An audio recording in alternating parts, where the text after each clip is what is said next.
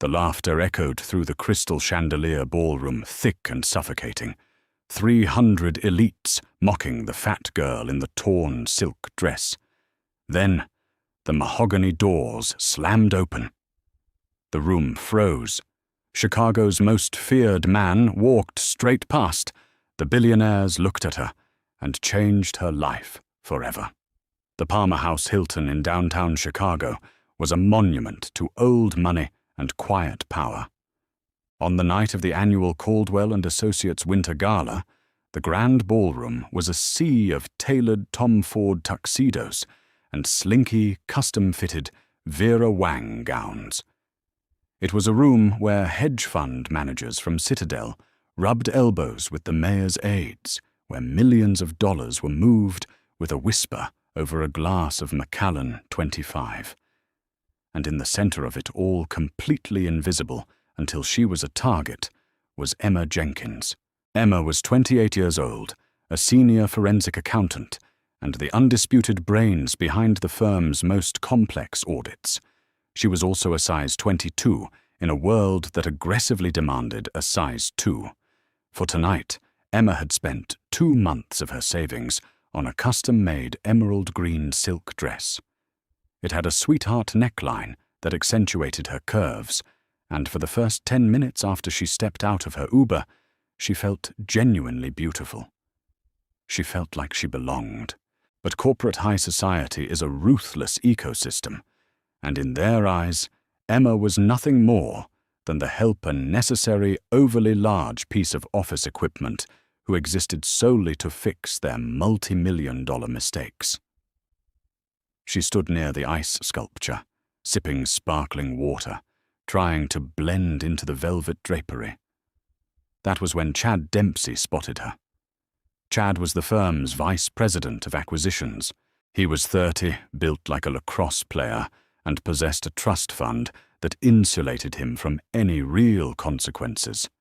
He was the kind of man who failed upward, relying entirely on Emma's late-night number crunching to cover up his disastrous quarterly losses. And he despised her for it. He despised that a fat, quiet woman from the south side of Chicago was smarter than him. Look who decided to emerge from her cubicle. Chad sneered, his voice carrying over the smooth jazz playing in the background. He was holding a tray of dark, blood-red Cabernet Sauvignon that he had just commandeered from a passing waiter. Emma's chest tightened. She offered a tight, polite smile. "Good evening, Chad. The gala is lovely." "Is it?" Chad stepped closer, his eyes raking over her full figure with undisguised disgust. "I'm surprised you found something to fit you. What is that custom upholstery? I think my grandmother has drapes in that exact same color." A few junior analysts standing nearby snickered. Emma felt the familiar hot sting of humiliation prickling at the corners of her eyes, but she held her ground. "Excuse me," she murmured, attempting to step around him. "I need to use the restroom." But Chad shifted, blocking her path. "Whoa, careful there. Wide load coming through." He didn't just stand in her way. With a deliberate, calculated flick of his wrist, Chad tilted the silver tray. 3 heavy crystal glasses of Cabernet tipped over, cascading perfectly down the front of Emma's emerald silk dress. The dark red stain blossomed instantly, ruining the delicate fabric seeping through to her skin. Emma gasped, stepping back, her hands flying to her chest. "Oh, my bad."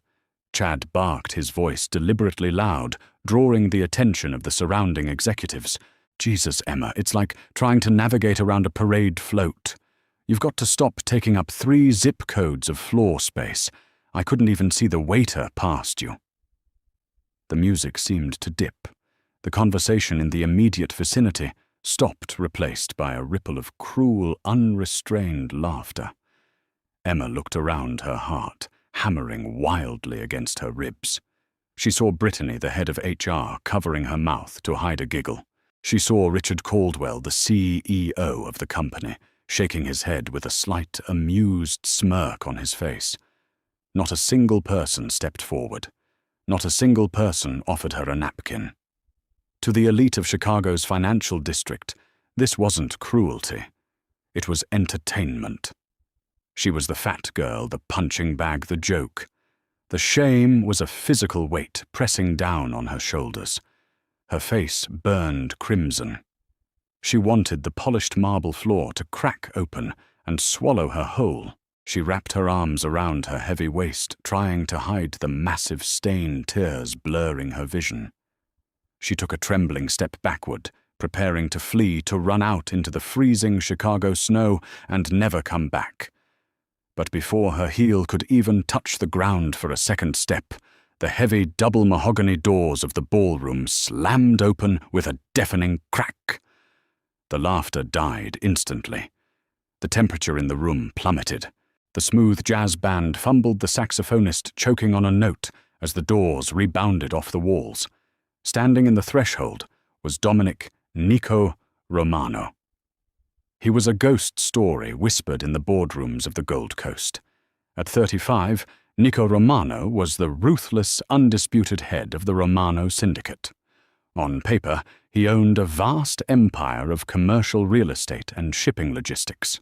In reality, he controlled the city's underground economy, the trade ports, and the shadow banking systems that funded half the politicians in the room. He was built like a heavyweight fighter, trapped in a bespoke, jet-black Brioni suit with a jawline carved from granite and eyes as dark and unforgiving as a starless night. He didn't walk. He stalked into the room, flanked by 4 massive men whose tailored jackets barely concealed the firearms strapped to their ribs. A heavy, suffocating silence descended over the Palmer house. You could hear a pin drop. Billionaires suddenly found the floor incredibly interesting. The mayor's aides subtly backed away toward the exits. Richard Caldwell, sweating profusely, shoved his way to the front. His previous amusement entirely vanished. He looked like a man walking to the gallows. Mr. Romano. Caldwell stammered, his voice cracking. We weren't expecting you. What an honor.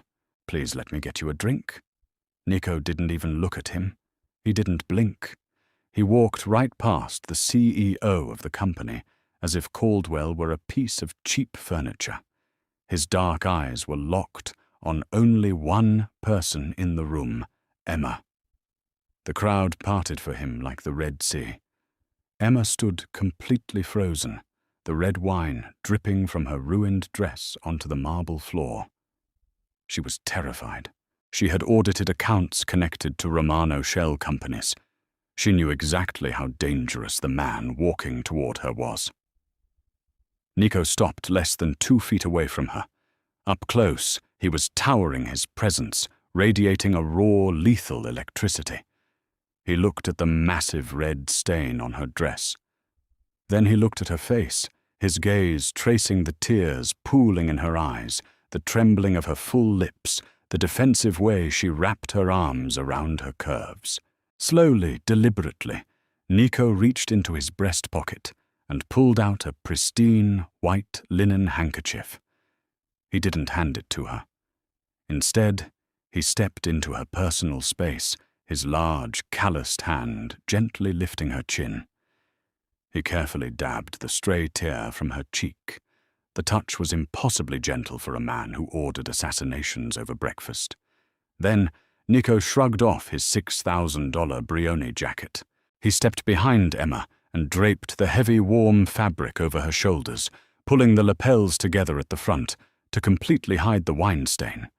The jacket engulfed her, carrying the scent of expensive cedar and danger. He stepped back around to face her, his eyes softening just a fraction, exclusively for her. I've spent the last 3 weeks tearing through Caldwell's encrypted ledgers. Nico's voice was a low, resonant baritone that carried perfectly in the dead, silent room. I saw the $20 million magically siphoned into offshore Cayman accounts. I saw the absolute incompetence of the executives running this pathetic firm. But more importantly, Nico turned his head, his dark, dead eyes sweeping over the terrified crowd before locking on to Chad Dempsey, who looked like he was about to vomit. I saw the digital footprints of the only genius keeping this sinking ship from hitting the ocean floor. I saw an accountant doing the work of 3 partners, hiding the sins of stupid boys and working until 2 in the morning every single night. Nico turned his attention back to Emma. He leaned in his voice, dropping to a low, intimate timbre, yet loud enough for the trembling executives to hear every word. "So tell me, Emma," Nico asked, his tone laced with genuine perplexity and quiet fury. "Why are you shedding tears for dead men?"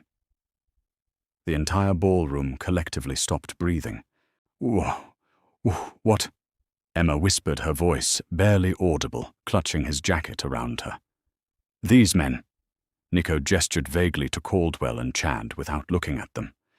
"They are bankrupt, morally, intellectually, and as of 30 seconds ago, financially. I just liquidated Caldwell and Associates. They owe me $40 million and they don't have it."